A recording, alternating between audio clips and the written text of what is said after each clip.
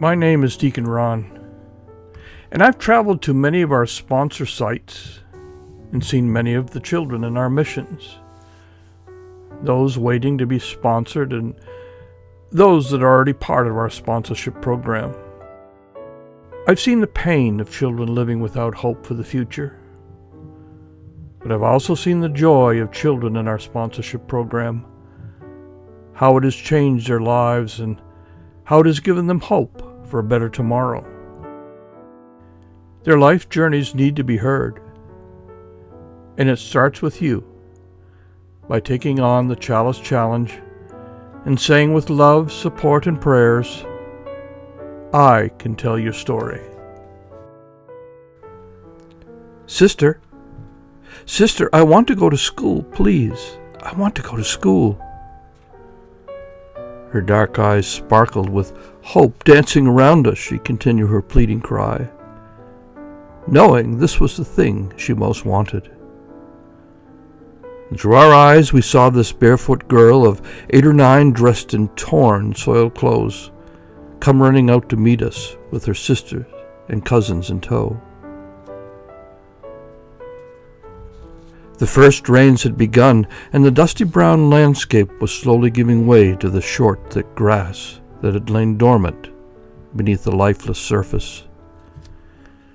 Refusing to wither away, the roots of hope had gone deep, waiting for a chance to breathe again when the season changed, when the time was right.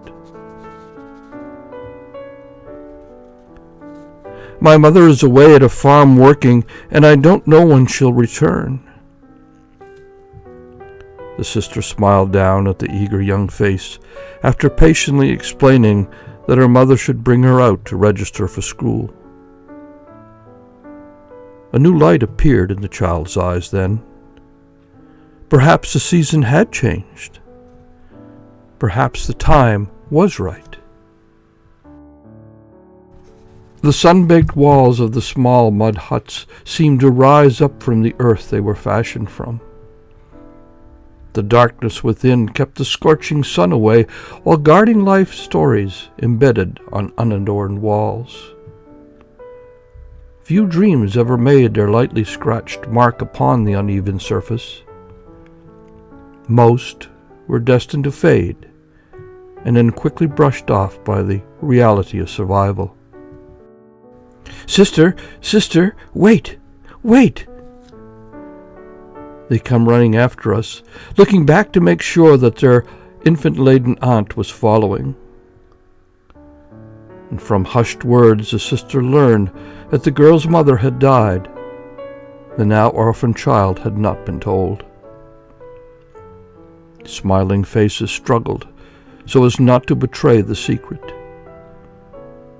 And once again, the brush of reality was poised to wipe away the dream.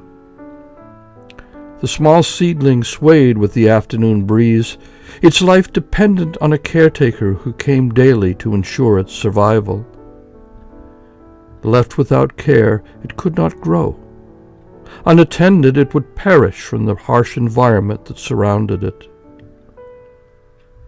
A small seed planted and nourished, given life to give life at the time of harvest.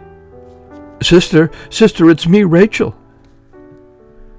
Standing there in a bright, clean, borrowed dress, surrounded by other scrub children from her village, she laughed and danced, not able to contain her joy. A picture taken, a story told. Now she waited in hope for a caretaker, someone to nurture her so that she could grow and bring life to a dream. Rachel's dream is being realized. My brother and his wife have since become, through sponsorship, her new caregivers. The season has changed, and the time is right. Rachel's dream is alive and well. Thank you, Lord, for the gift born out of telling her story. Most people in our world live differently than we do, but too often they're never seen or heard. Their story needs to be told. And every time you tell their story, they become more real. Every time you tell their story, the chances increase that something will be done to change their life.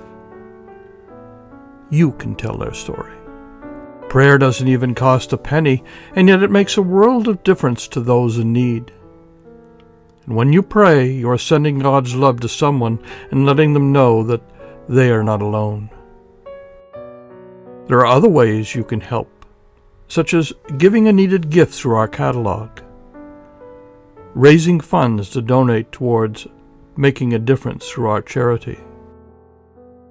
You are a story carrier. And the time to respond is now. Contact Chalice for more ideas or resources. Get involved and believe that you can make a difference.